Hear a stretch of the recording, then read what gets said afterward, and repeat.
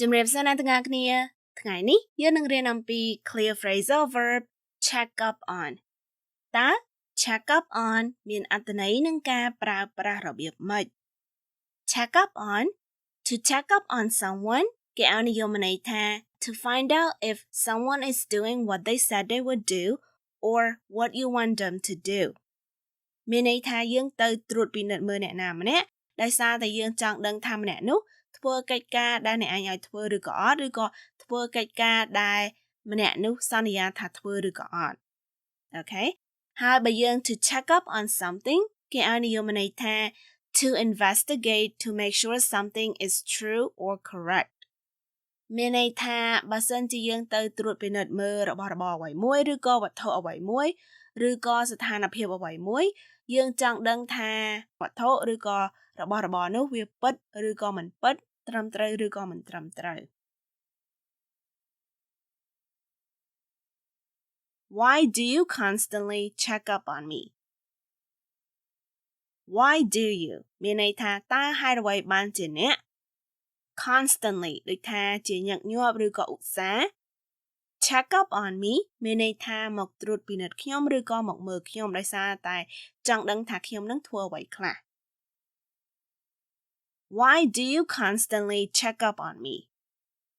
មានន័យថាតើហេតុអ្វីបានជាអ្នកឯងនឹងឧស្សាហ៍មកឆែកមើលខ្ញុំយ៉ាងនេះ Why do you constantly check up on me?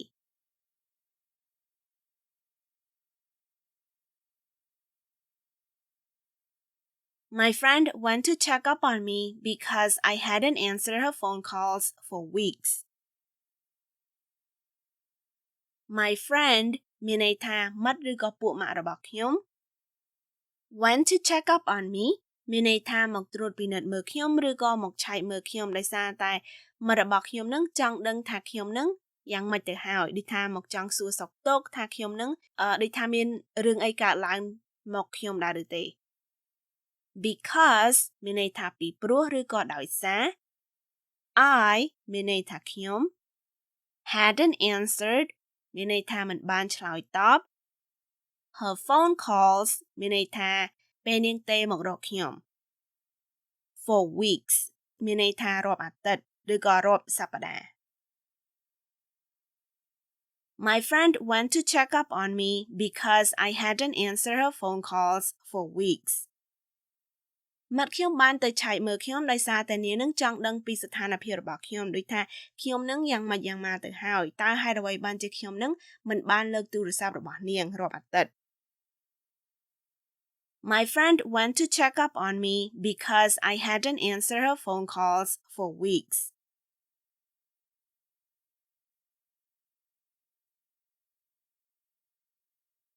How often do you check up on your grandma? How often មានន័យថាតើវាមានភាពញឹកញាប់យ៉ាងណាដែរ Do you check up on ដែលអ្នកទៅត្រួតពិនិត្យឬក៏ទៅឆែកមើល Your grandma លោកយាយរបស់អ្នក How often do you check up on your grandma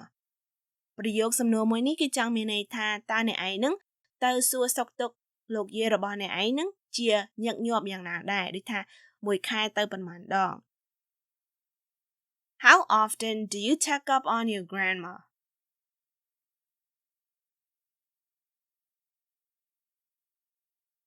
It's nice to have someone checks up on you and asks how you are doing. It's nice to have someone មានន័យថាវាជាការល្អដែលមានអ្នកណាម្នាក់ checks up on you ដូចថាមកត្រួតពិនិត្យមើលអ្នកដូចថាមកឆែកមើលអ្នកឬក៏មកសួរសុខទុក្ខអ្នក and ask how you are doing ហើយសួរថាអ្នកឯងនឹងសុខសប្បាយឬទេឬក៏សួរចង់ដឹងពីស្ថានភាពរបស់អ្នក It's nice to have someone checks up on you and ask how you are doing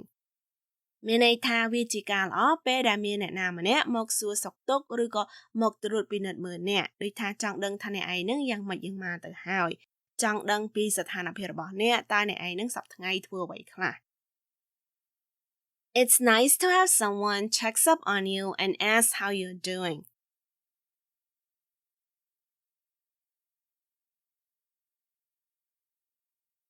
Every morning I check up on the chicken coop. Every morning មានន័យថារាល់ព្រឹក I មានន័យថាខ្ញុំ check up on មានន័យថាទៅឆែកមើលឬក៏ទៅត្រួតពិនិត្យមើល The chicken coop មានន័យថាទ្រុងមាន់ Every morning I check up on the chicken coop មានន័យថារាល់ពេលព្រឹកខ្ញុំទៅឆែកមើលឬក៏ខ្ញុំទៅត្រួតពិនិត្យមើលទ្រុងមាន់ដោយសារតែខ្ញុំនឹងចង់ដឹងថាមាន់ហ្នឹងវាមានបាត់ឬក៏វាមានរត់ទៅណាដែរឬទេ Every morning I check up on the chicken coop.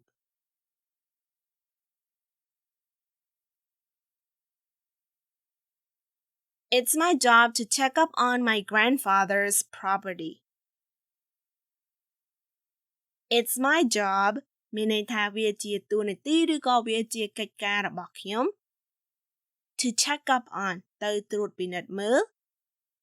my grandfather's property មានន័យថាអចលនទ្រព្យរបស់លោកតារបស់ខ្ញុំដូចថាដីឬក៏ផ្ទះឬក៏ចម្ការជាដើម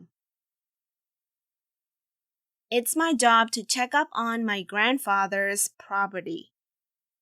មានន័យថាវាជាតួនាទីរបស់ខ្ញុំក្នុងការទៅត្រួតពិនិត្យមើលអចលនទ្រព្យរបស់លោកតារបស់ខ្ញុំដូចជាដីឬក៏ចម្ការឬក៏អគារឬក៏ផ្ទះជាដើម It's my job to check up on my grandfather's property.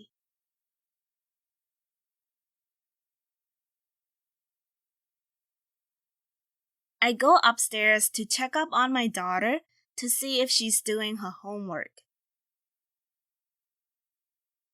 I go upstairs មានន័យថាខ្ញុំឡើងទៅលើឬក៏ខ្ញុំ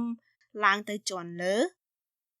To check up on មានន័យថាទៅឆែកមើលឬក៏ទៅត្រួតពិនិត្យមើល My daughter មានន័យថាកូនស្រីរបស់ខ្ញុំ To see ដោយសារតែខ្ញុំនឹងចង់ដឹងថា if she's doing her homework បើសិនជានាងនឹងធ្វើកិច្ចការសាលារបស់នាង I go upstairs to check up on my daughter to see if she's doing her homework មានន័យថាខ្ញុំឡើងទៅលើទៅឆែកមើលកូនស្រីរបស់ខ្ញុំដោយសារតែខ្ញុំនឹងចង់ដឹងថានាងធ្វើកិច្ចការសាលារបស់នាងឬក៏អត់ I go upstairs to check up on my daughter to see if she's doing her homework.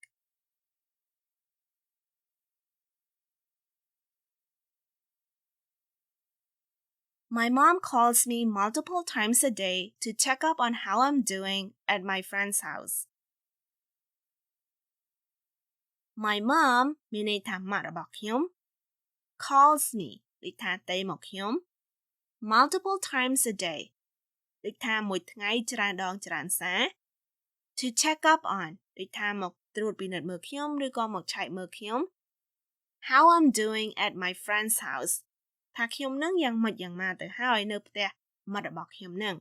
ដូចថាគាត់ចង់ដឹងលម្អិតថាខ្ញុំធ្វើអ្វីខ្លះនៅផ្ទះមិត្តរបស់ខ្ញុំនឹង My mom calls me multiple times a day to check up on how I'm doing at my friend's house. មានន័យថាម៉ាក់របស់ខ្ញុំនឹងគាត់ទេមកខ្ញុំច្រើនដងច្រើនសារពេញមួយថ្ងៃនឹងដោយសារតែគាត់នឹងចង់ដឹងថាខ្ញុំយ៉ាងម៉េចយ៉ាងម៉ាទៅហើយនៅផ្ទះមិត្តរបស់ខ្ញុំដូចថាគាត់ចង់ដឹងលម្អិតថាខ្ញុំធ្វើអ្វីខ្លះនៅផ្ទះពួកម៉ាក់របស់ខ្ញុំ My mom calls me multiple times a day to check up on how I'm doing at my friend's house.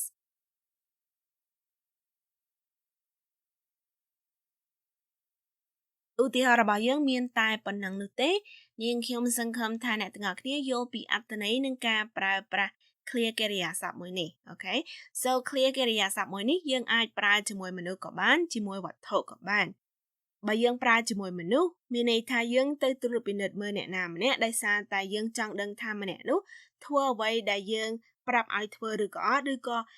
យើងចង់ដឹងថាម្នាក់នោះធ្វើអ្វីដែលម្នាក់នោះសន្យាថានឹងធ្វើឬក៏អត់ហើយបើយើងសំដៅទៅលើវត្ថុយើងទៅត្រួតពិនិត្យមើលស្ថានភាពឬក៏យើងទៅឆែកមើលវត្ថុអ្វីមួយថាវាត្រឹមត្រូវឬក៏មិនត្រឹមត្រូវវាคล้ายคล้ายឬក៏មិនคล้ายคล้ายវាពិតឬក៏មិនពិតជាដើមអូខេមេរៀនរបស់យើងបានឈានមកដល់ទីបញ្ចប់ហើយ